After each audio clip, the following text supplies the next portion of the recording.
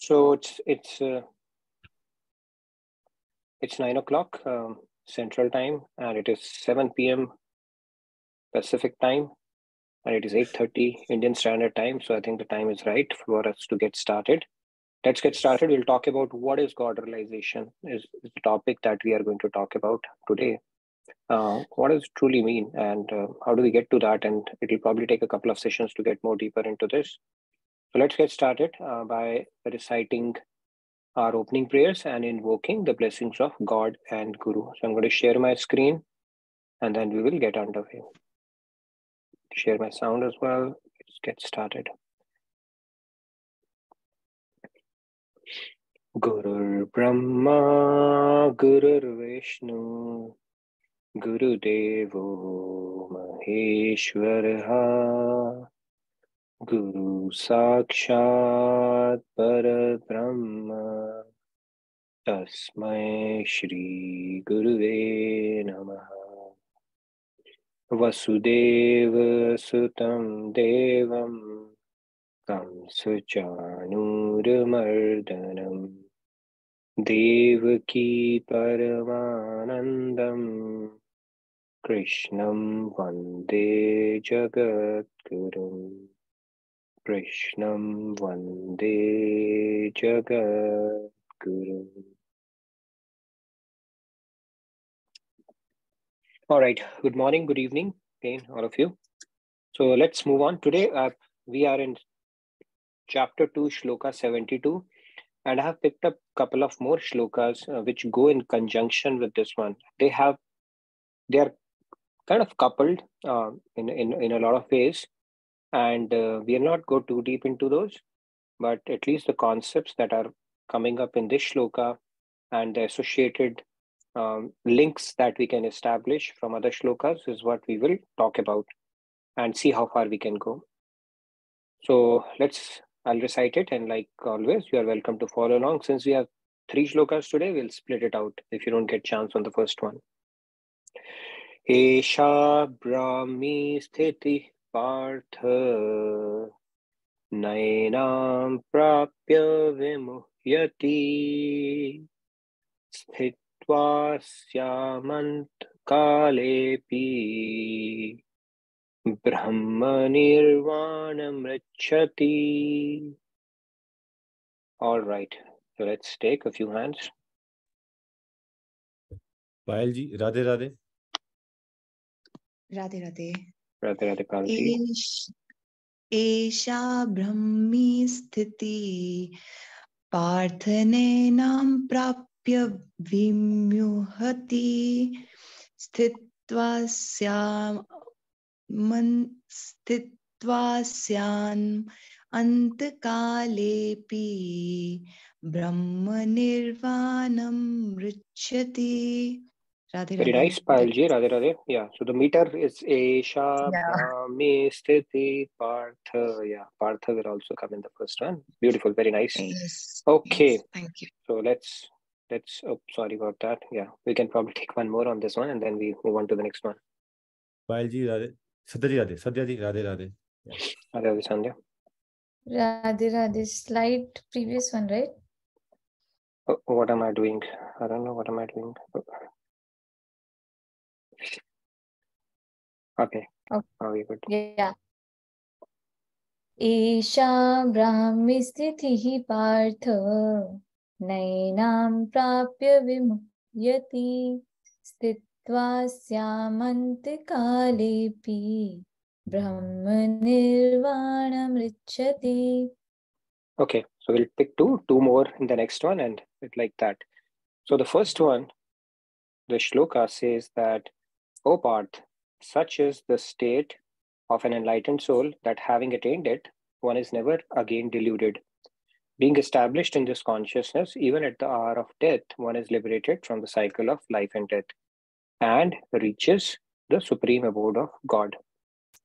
Okay, so let's move on to the next one. We are going to pick up 3. We are going to discuss together, not in too much detail, but at least from a high level. So I'm going to recite this one and then we'll pick up a few hands on this and the remaining ones on the last one. Antakale cha mameva smaran muktva kalevaram yah prayati samadbhavam yati nastyatra sanshayah. Okay, so do we have anybody who wants to take this one? भैया जी Radhe Radhe Radhe Radhe Aditya ji. अन्तकाले च माम् एव स्मरन् मुक्त्वा कलेवरम् यः प्रयाति समद्भावम् याति नास्त्यत्र संशयः. Radhe Radhe. Very nice. Radhe Radhe. Thank you very much. Rahul ji Radhe Radhe Radhe Radhe अंतकाले च मामेव स्मरण मुक्त्वा कलेवरम् यः प्रयाति स मद्भावम् याति नास्त्यत्र संशय. Radhe Radhe. Very nice, Rahul. Radhe Radhe. Maybe one more hand on this one and we move on. शीरभ ji Radhe Radhe Radhe Radhe Radhe Shirame. मामेवा स्मरन् मुक्त्वा कलेवरं यः प्रयाति समद्भावं याति नास्त्यत्र संशयः. Very nice, Shirame. Great. So now let's move on to the next one, the ones that I have picked up for together. So 2.72, we spoke about this. We'll talk about it as well. Then 8.5, and then let's move on to 8.6. So this one, Lord is saying that yam yam vapi smaran bhavam tyajyante kalevaram tam tame vaiti kanteya sada tad bhava bhavitah. Okay, remaining hands, we can pick up on this one and then we move on. Subesh Kumar ji Radhe Radhe Radhe Radhe Nitin ji. Radhe Radhe Radhe, Radhe. Sumesh bhai. यम यम वापि स्मरन् भावं त्यजत्यन्ते कलेवरं तं तमेवेति कौन्तेय सदा तद्भावभावितः. Radhe Very nice, Radhe. Sumesh ji. Radhe Radhe. Last three hands and then we start discussion. Subesh जी राधे राधे या राधे राधे यम Radhe Radhe. यम वापि स्मरन् भावं त्यजत्यन्ते कलेवरं तन्तमेवैति कौन्तेय सदा तद्भावभावितः.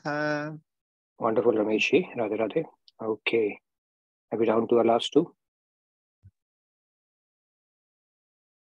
Radhe Radhe Radhe Radhe. यम यम वापि स्मरन् भावं त्यजत्यन्ते कलेवरं तं तमेवैति कौन्तेय सदा तद्भावभावितः. Wonderful. Surya Prakash ji. Radhe Radhe. All right. Last but not the least, Ashutosh ji. Radhe Radhe यं यं वापि स्मरन् भावं त्यजत्यन्ते कलेवरं तं तमेवैति कौन्तेय सदा तद्भावभावितः. Radhe Radhe. Very nice. Thank you, Ashutosh ji. So, like I said, just to give a quick map of where we are and why we are discussing what we are discussing. We are at 2.72, where Lord is talking about enlightened people. They say that when they are established in that consciousness, even at the time of death, one is liberated from the cycle of life and death and reaches the supreme abode of God. Then we picked up 8.5, where he says those who relinquish the body while remembering me at the moment of death, they will come to me. He is reiterating it here as well. There is certainly no doubt about this. So God is saying there is no doubt about it. And when God is saying, we have to honor his opinion, right? Absolutely no doubt about it. And then furthermore, he goes on to say, however, what happens to people who are not able to? Whatever one remembers upon giving up the body at the time of death, or son of Kunti, one attains that state, being always absorbed in such contemplation. Okay. So we are doing a recap for the benefit of people who have joined new. So as part of that recap, we are in chapter 2, last shloka. And as part of the shloka, I picked up a couple of other shlokas, which are, they have some kind of a interlinkage between the shloka that we are going to discuss and the ones that I've picked up. So we'll discuss these in conjunction or together. But before we get into that, let's quickly recap what we have spoken about yesterday, the peace formula. And here a short video from Swamiji. Let me know if you're able to hear.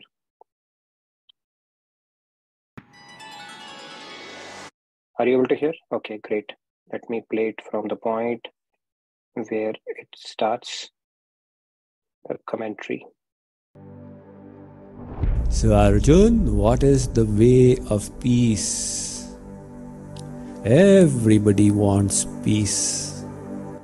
A Western philosopher called Joshua Liebman, he writes in his biography, he says that when I was young, I made a list of all the things that are desirable, worthy of attaining or achieving or possessing for me in life. So he was doing his management by objectives, creating the objective to manage his life, which is a good policy. So he said, okay, this is my objective in life. This is what I want to achieve and attain. He said, let's go and have the opinion of a wise man. So there was a learned person in his locality. He went to that learned person and asked him that, is my vision for life right? These are my desirable things. That person said, my son, your list is all right, but there's one item which is missing from it. What is that? Peace. Peace of mind. You have not put peace of mind there. Without peace of mind, all this is a set of zeros without the one. They will only have value if you have peace of mind. So how do you get peace of mind? That is the $1 million question. Sri Krishna gives his answer out here. He says, peace of mind will come not by enhancing your material possessions, but by eliminating your desires. Vihaya kaman yas sarvan. That is the way to peace. So he says, firstly, give up desires. Secondly, sense of proprietorship. This is mine. Thirdly, hankering, which is same as desire, almost. And pride. The pride that I am the doer, the pride in our possessions. Give all this up, and that is how you will find peace. This is the way of light. That is the way of darkness. You know, when I was studying in college, doing MBA, so I was living with all the other class fellows. We would go and see movies and all on the Sunday in Kolkata. But suddenly, by God's grace, my mind turned into satsang. So that appeared to all my class fellows as gross darkness. He can't understand. He no longer takes joy in the things that give us joy. He's gone crazy. So they all declared that this fellow has gone mad. Nevertheless, by God's grace, I pursued the path, and after studies working for some time, I took the big step and took sannyas. And most of my time was spent in small places in India, preaching around in small towns and villages. And the classmates, they went around all over the world and became, like after 25 years, you become big people in India. So after 25 years almost, we met. When I started coming to USA, somebody in USA, one classmate, began hearing the lectures. And that classmate told the others, oh, you must hear him and all. So when there was a Silver Jubilee alumni meet, Now, after 25 years, everybody was going back to college. IIM Kolkata. So practically at least half the batch came, along with their wives or husbands, and in some cases children as well. But they sent me an email. It was going to be a 2-day function. They said, we want you to give a lecture to all of us. I said, my God, the whole world has come around. So I'm not really so mad after all. Why this need for hearing the lecture? You are now presidents in your companies. What is the need for lectures? Well, we have not found peace. We have got it all. We've got position, we've got wealth, but we don't have peace. You seem to be having at least a portion of the peace. Tell us the secret of it. Because we had all done MBA there, so I gave a lecture, Spirituality for Managers. And that turned out to be the highlight of the 2-day function. Otherwise, they all come back and just drink. So I said, look what has happened. They were thinking there is light there. It turned out to be darkness. They thought that this path of fulfillment of desires is the path to inner and outer bliss. But it turned out to be an exercise in futility. Now in old age they want to retrace their steps to the extent they can take themselves away from the bottle. And this was truly the path to light, which Sri Krishna is revealing here. Vihaya kamanya sarvan. Arjun, it's not in the fulfillment of desires that you will get your peace of mind. It is in giving up. That's why the Vedic concept is very different from the Western concept. In the Western concept, the greater wealth, the greater possessions you have, the higher you are considered. And the Vedic concept is, the greater is your renunciation, the greater is your position. So that is the path to peace and happiness, Arjun. This is true knowledge, the path of light.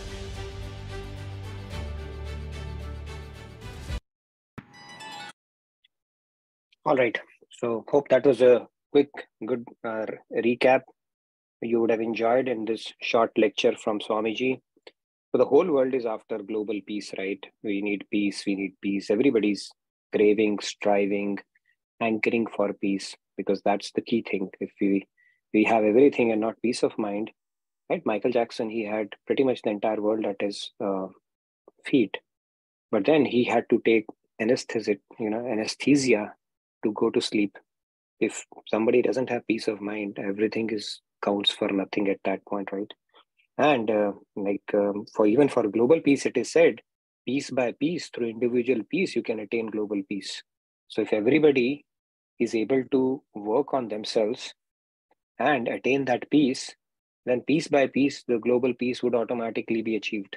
Right? That's the way to actually achieve global peace. Otherwise, no matter how many rules, regulations, formulas, self-help books, gyan you keep bringing about, until that transformation has taken place individually through the spiritual technology, that peace can never be attained. It's an exercise in futility, right? As your experience would probably tell you intuitively. So anyways, let's move on so that we can get into the depth of today's topic as well. So today we are going to talk about, what does God realization mean?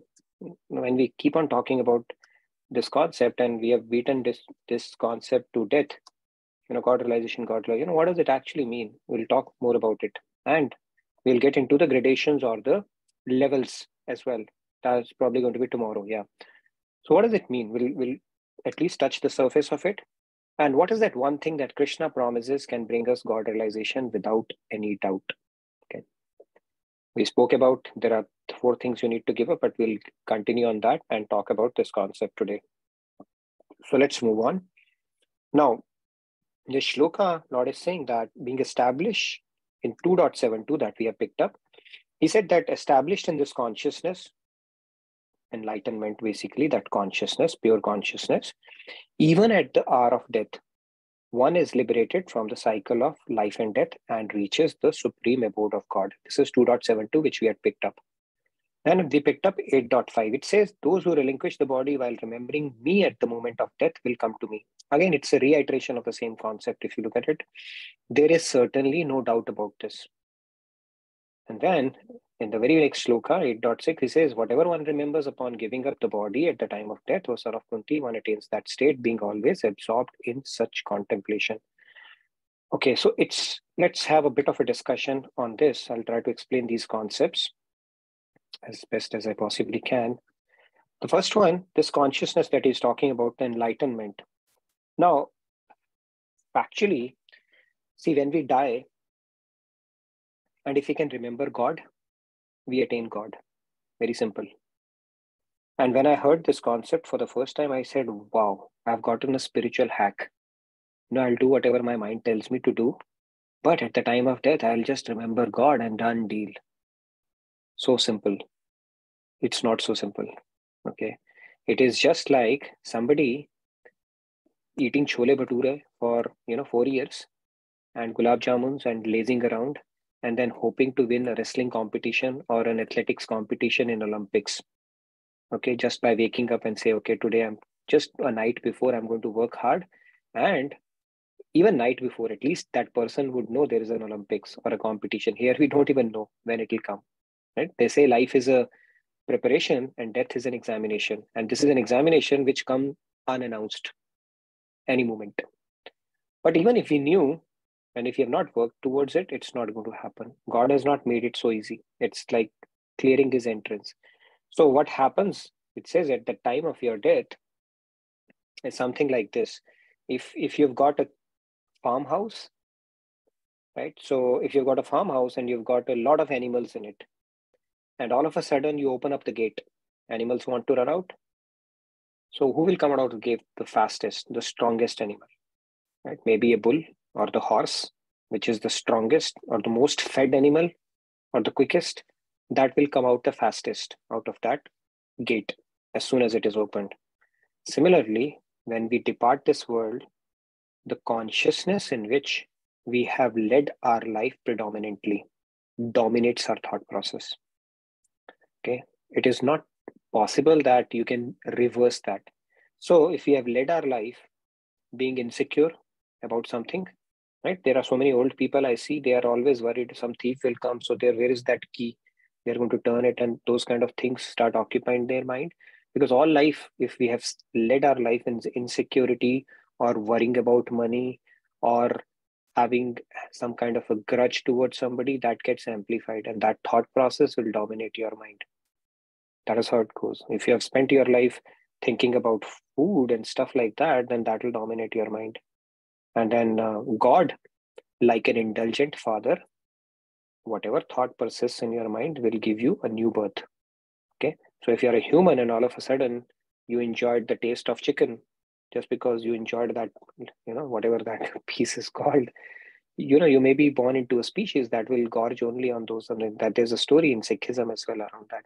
So the point here is, however we had led our life predominantly, those thoughts will dominate your mind at the time of death. So Hare Rama, Hare Krishna, or Jai Siya Ram, you can teach even a parrot. Parrots can recite it very nicely.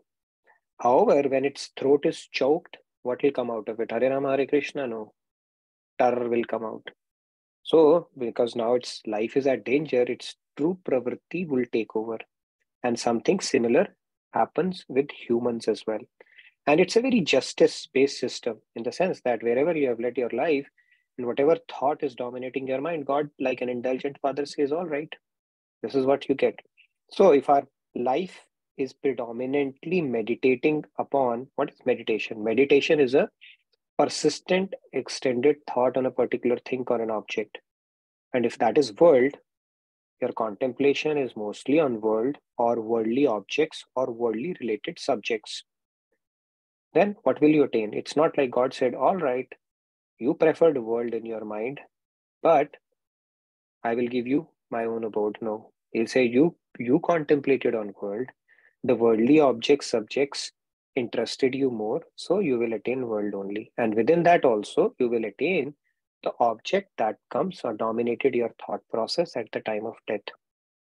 That is a very simple principle around it. So that means, now who can think about God at the time of death? Somebody who has practiced it lifelong. In fact, it is said in order for us to go to God's abode or to realize God, it cannot happen at the time of death. It has to happen well in advance. So when we are conscious or in this body, if we have the God realization happens in this body when we are normal, not when we are under severe misery and pain. And only those people who have become vide, who can withstand the pain of body and can actually fix their mind on God and can recite God's name. Otherwise, nobody can. It is said death is such a painful process that it's a two-step process. People say, right, somebody just went off just like that, so calmly. He was sleeping and she was sleeping and they went. Thank God for not. No, it doesn't happen that way. It's a two-step process. First, the pain makes us unconscious. So when you are in unconscious state, you can't think, right? Even if your tooth is aching, you can't think clearly. So you can't even imagine. So, but we have experienced that. So do not have to be scared about it. We have passed so many such tests. So it's going to be peaceful. But then first you fall conscious, unconscious, and then the body departs. The soul departs the body. Mr. Yamraj comes and he has a hard time dragging our soul away. Because we are so attached to this body that we don't want that astral cord to be cut just like that.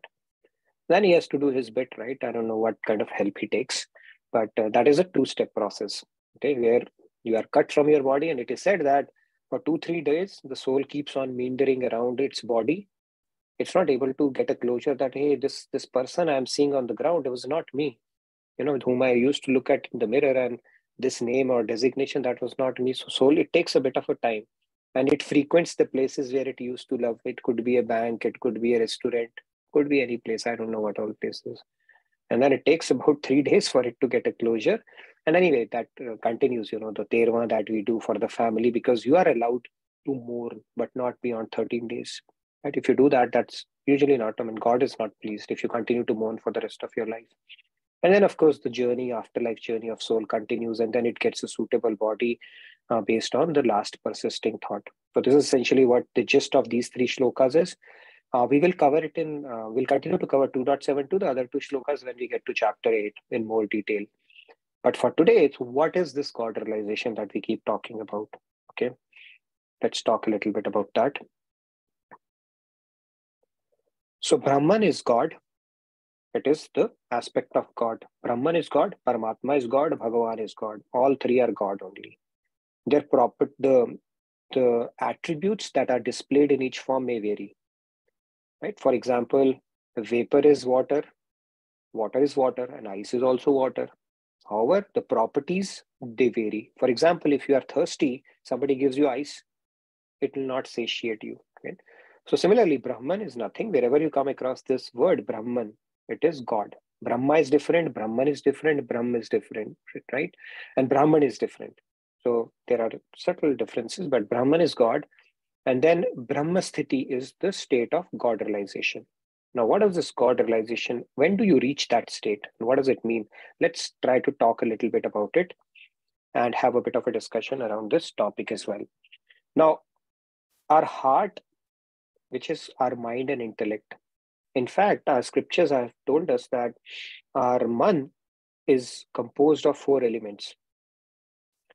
Man, buddhi, chit, and ahankar. There are 4 components to it, which comprise, and plus ego, if you add to it. Ego is the interface of soul with the body, by the way. Okay. And when you comprise all of that together, it is called Antahakaran. Antahakaran. And this Antahakaran is known to be very, very dirty. Okay, that is the whole problem. When I say dirty means, if we were to equate it with something physical that we can relate to, the Antahakaran would be a very old, soiled, dirty cloth. Okay, that is what our Antahakaran is. Okay, now when I say impure, impure has a pretty all-encompassing definition. Impure means it is tainted with colors, the colors of Maya, the colors of three gunas. Three gunas are Sattva, Tamas, and Rajas. When it is colored, it is supposed to be in a clear state. So when it is colored, it becomes tainted. And when it is tainted, it is not pure. And the only thing which our scriptures say pure is God and Guru. So our Antahakaran is impure, and making our Antahakaran pure is the only objective of spirituality. Why are we investing in spirituality? Why do we read scriptures? Why are we investing time in Bhagavad Gita? Why do we have to contemplate upon God and these topics? Is because the cleansing process of Antahakaran is the only sole objective of human life. So this cleaning process or the cleaning activity that we are undertaking is possible only as a human. If you're born as a leopard or a tiger or an elephant, you cannot do Antahakaran Shuddhi. You cannot invest in spirituality. Or even if you're born as an Indra or Gandharva or any other celestial abodes, they are all called Bhog Yonis. Bhog Yonis means you just utilize the punyas or the papas, even if you're in nether regions. And then you get out of it and back to 8.4 million species. They are called Bhog Yonis. You cannot really do any cleansing activity. So as a human, when we are born, if you think about it, the only agenda, only objective, or only goal of being born as human is to clean this impure Antahakaran. If we can clean it completely, job done. If we have cleaned it, at least we are better off than the Antahakaran that we were born with. We have done a decent job. If we have dirtied it further, we have done a terrible job. That's the only agenda of human life. Okay, so this is how it goes. You have an impure one, and that happens because we are extremely selfish. I'm selfish. No, your intellect will say, of course not. I'm not selfish. We are selfish. Okay, selfish doesn't mean bad. That is how you are wired, because we haven't attained the perfect happiness as yet. The direction in which we have started seeking it is all messed up. Now, as you start decreasing it you start aligning to scriptural principles or the scriptural technology, your heart will start getting purified, right? So selfishness decreased, purification of mind has increased. Furthermore, more selfishness decrease, furthermore, and when it is completely purified, done deal. When it is completely purified, what happens is there's absolutely no delay. And grace of God intervenes and the God realization is complete because your vessel was prepared, vessel was ready to receive that grace. And the process of God realization is complete. Now, this process, what does it mean? It means that you will attain divine bliss, divine knowledge, and divine love. It's like you have hit a perfect jackpot now. There's absolutely nothing that you need to attain anymore. This is needed. Basically, this purification process, it relies on God's grace throughout. Okay. And 100% grace will come when your complete Sharanagati would happen. This cannot happen on self-effort alone. If somebody thinks, I don't need a guru and I can do it on my own, then they need to correct that erroneous understanding very soon. Okay, there are a lot of people who have that initial pride, thinking that why do we need a middleman or a broker? We will directly deal with the party. So, like there's a Khosla to Khosla movie where they say, are you a broker or the party? And so basically here in spirituality, you have to deal with the middleman, and middleman is none other than Guru, who has to be God realized. There's a big qualification that Guru needs to have. God realized Guru, and then God bestows his grace through a Guru only. Okay, this is what our scriptures tell us. So even in 4.34, Arjun is being told by Lord Krishna, Tad vidhi pranipaten pariprashnena seveya. Basically, you need to approach a spiritual master, put your intellect to his feet. Put your intellect, buddhi, to begin with, yes, till you find a good guru. But beyond that, if you'll still your buddhis will continue to do kintu parantu, then it will not help. At that moment, you have to put your intellect as his feet and render selfless service to him, and then he will complete your journey. And if your intellect, if you think you can actually do it through your intellect prowess only, no matter how smart you are, it's just like trying to lift yourself through your bootlaces. If you try to do that, you will never be able to do it. Okay. At the center of gravity, there's no basis for it to lift itself. Similarly, our intellect is enlivened or energized by God's energy only. So to understand something which is the basis of it is not possible. Okay, so it's just like trying to lift yourself through a bootlaces. Now, when the God realization happens, then you are in infinite bliss at that point. You have the vessel for that as well. You have attained perfect bliss that your soul was craving for, which it never got it in material world, no matter what it got. You are in perfect knowledge, and you have the perfect divine love at that point. So at that moment, there is no difference. There will continue to be a difference, of course, but technically there will be a difference, but factually, there's no difference between God and a God realized saint or a soul at that point. You become like God. You don't become God, you become like God. You can actually, you know that all the three Satchidanand aspect of God, because you become Yogamaya Yukt, all three attributes are with you. You have permanent, basically absolute knowledge, absolute bliss, ever increasing, ever fresh, infinite bliss, and of course all the powers that a Yogamaya has, basically they become subservient to you at that point. Now, once you become God realized, can you come back to material world again? You can. I mean, you can choose to, but you're not obliged to. See, the difference between us and realized soul is they come through their own volition. But we are forced, because God is giving us a body based on our last persisting thought or our law of karma. We'll talk about law of karma, prarabdha, kriyaman, and sanchit also tomorrow a little bit. So we are forced to. We don't have a choice. They have a choice. They may choose to come down as God's messengers from time to time and take upon his job, but they cannot go back under the spell of Maya anymore. They are a done deal at that point. So that is the difference between a God realized person and person who has not realized God yet. It doesn't mean that once you are God realized, you can come back again or you are subject to material laws. No, you are a done deal at that point. So it's a very important definition to understand. It's a bit like, I love this example from Maharajji. So you see this food floor, this transformation to puri, when it happens from a raw flour to a cooked puri. Can a puri become a flour back again? It will not. In fact, when it is getting cooked, there's a lot of noise. Noise means there are a lot of questions. So many questions will come to your mind. But when you come in contact with the Guru, the questions will become shant. They'll get pacified. Puri does not. See, once the puri is, when you are a flour, raw flour, it makes a lot of noise in the oil. But once you have become a puri, there's no noise. It becomes calm. Right? However, the oil makes noise once again, when the flour comes. That means at that moment, it has to make a noise to cook the next one. But as soon as it is cooked, done deal. And puri can never become flour back again. Okay. Puri means it's always puri now. It is cooked and it's a done deal at that point. However, these people who realize God, you can't understand them. You cannot make it out using your intellect.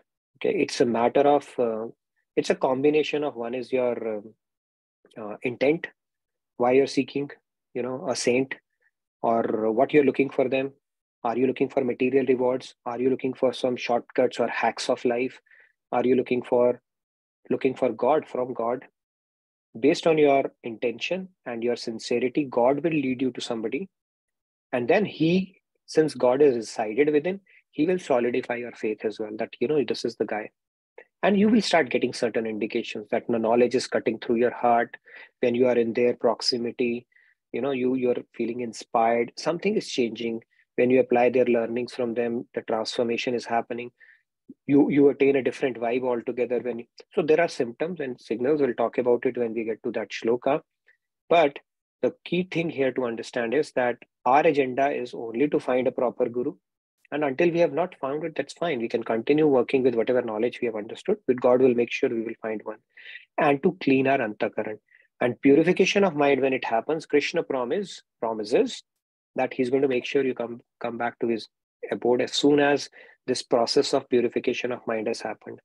And this purification of mind is directly linked to the quality of our thoughts, the happiness quotient, all the good qualities that we talk about. So if you're not happy, that means quality of mind is not good. If you're not able to generate good quality thoughts, random thoughts, non-beneficial thoughts come more often in our head, that means quality of mind needs to be worked upon. It's directly related to that. Okay, so Antahakaran Shuddhi is the only agenda of human life.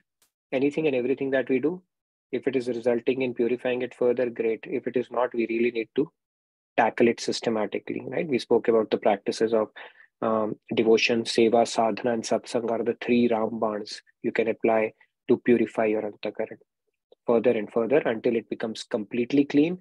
Grace will intervene and your job would be done.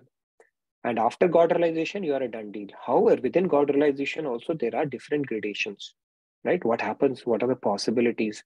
That's something we'll talk about it tomorrow. But any questions so far on what we have discussed around the concept of God realization, Antahakaran Shuddhi, or for that matter, the peace formula that Lord Krishna has given? Now we can open it up for that. I know we have a hard stop again. Swamiji's lecture is coming up in 20 minutes. So, Sandhya ji, Radhe yes. Radhe. Yes, Sandhya. Radhe Radhe.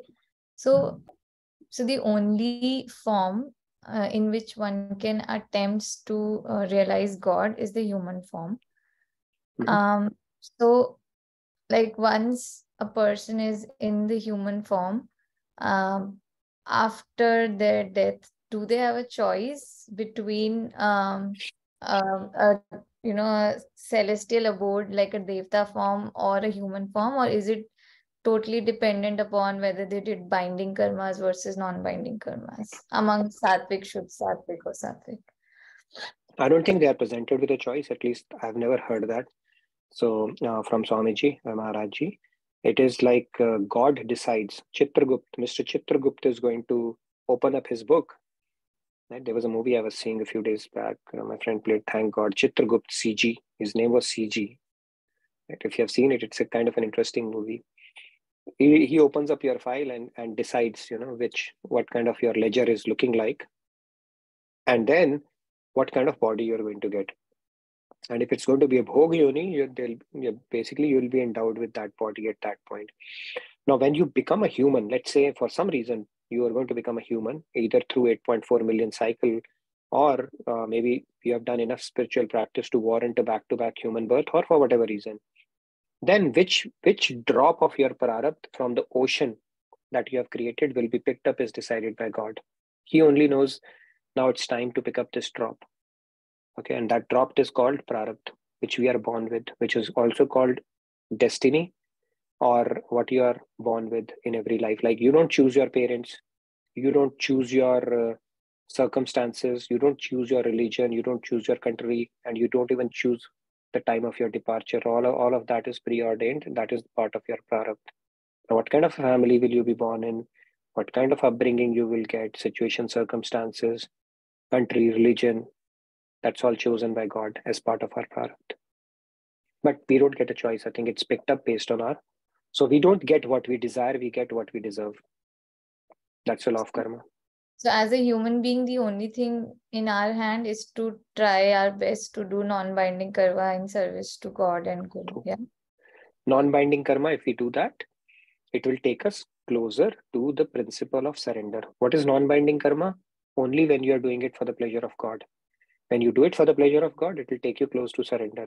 And when you perfect your surrender, God is going to burn the entire stockpile of your past karmas.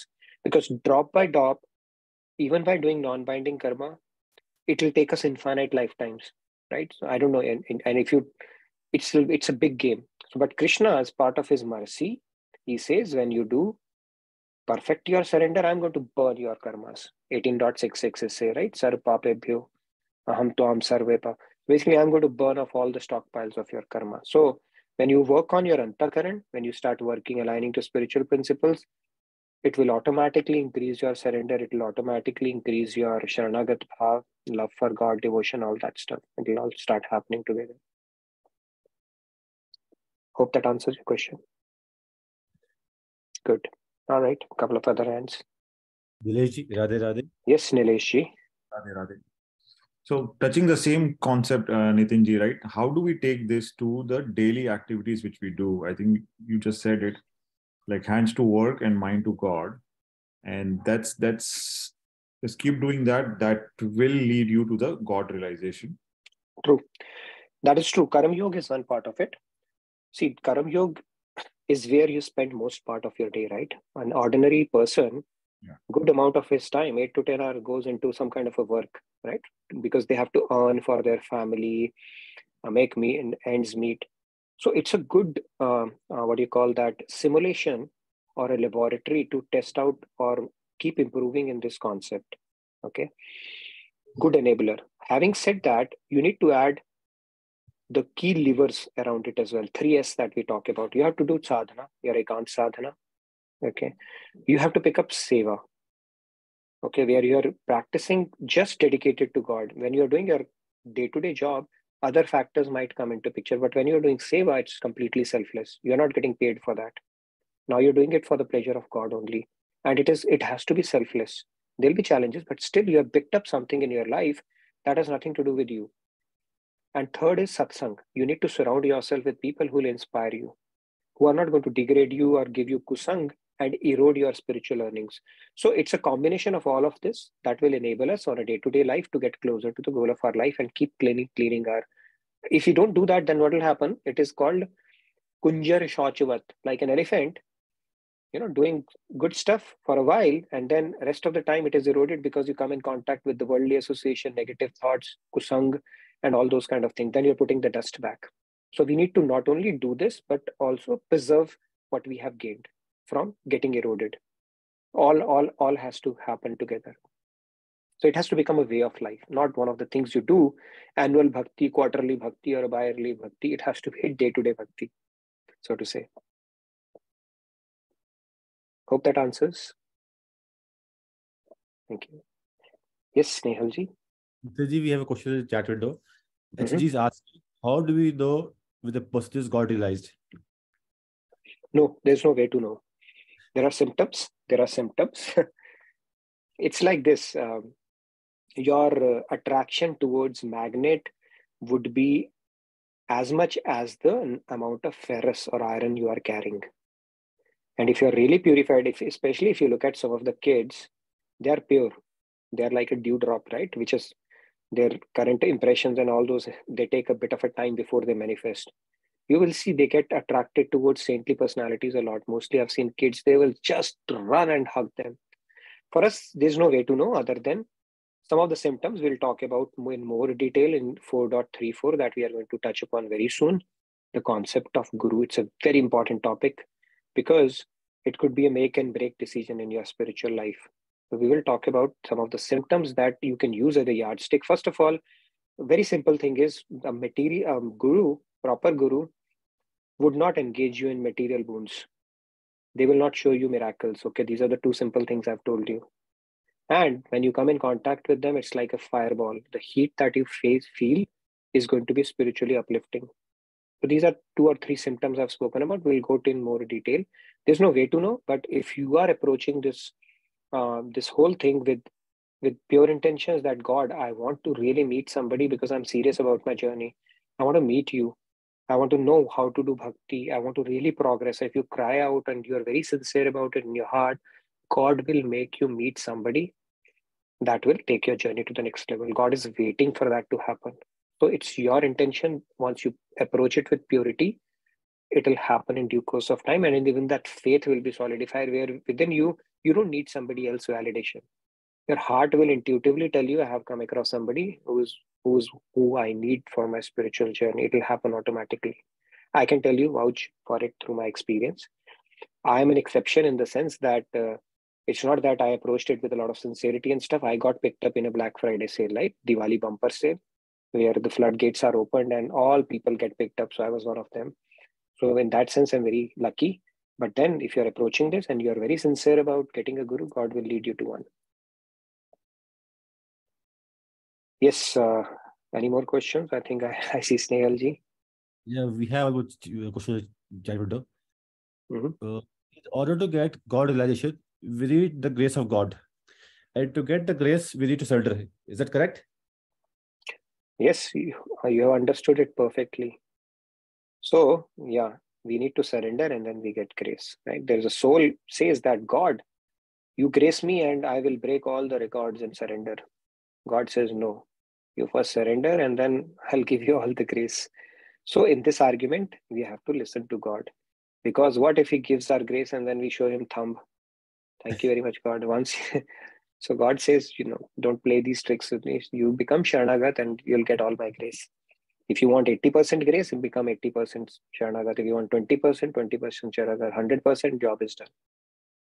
But yeah, that understanding is correct. We need his grace, and that comes only once we have surrendered completely. Okay. Thank you, sir.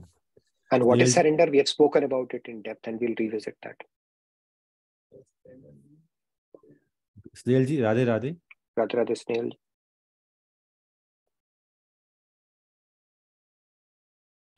We have to unmute.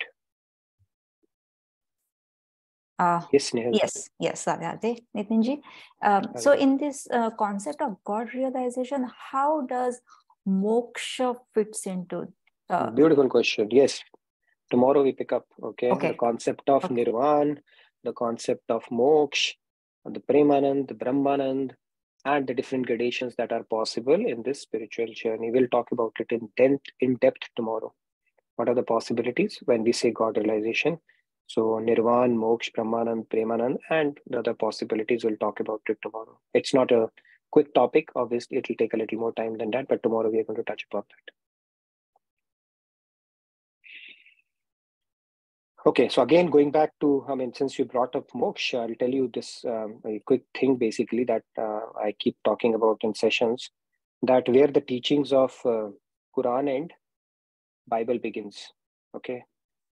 Now, don't think I'm saying that because I follow Sanatan Dharma. It is a fact. Okay. Even if you don't believe, you'll realize it as these concepts start growing on you. And where the teachings of, Quran ends at, do not do this, do not do that. And then Bible ends at, become a good person. Become a good person. That's where Bible ends.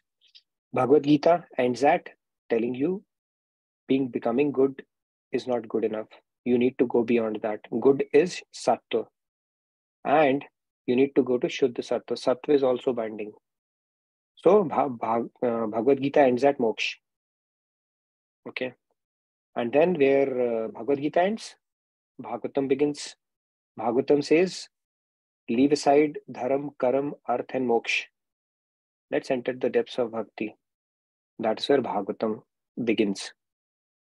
And where Bhagavatam ends, Chaitanya Charitamrita begins. He said, all right, let me tell you the Brajras, the possibilities of the bhaktis. What are the different gradations of that?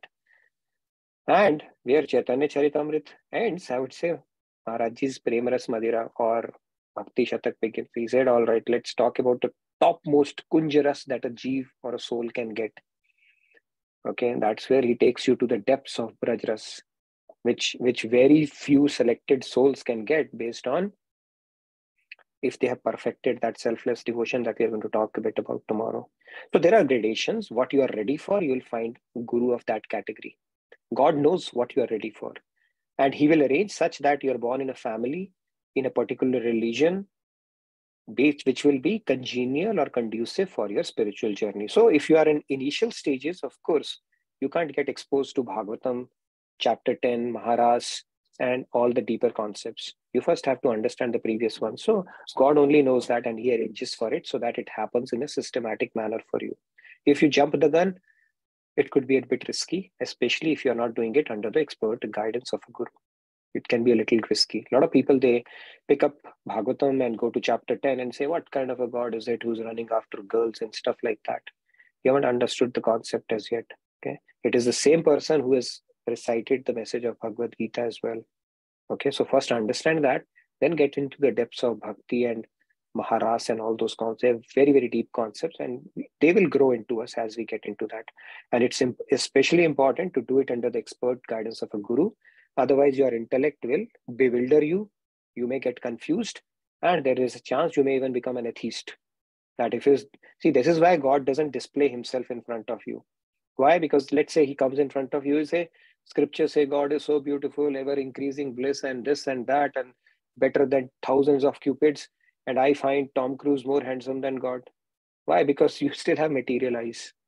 So you will become an atheist. You'll say, no, everybody was lying, saints were lying, this and that. So God knows that.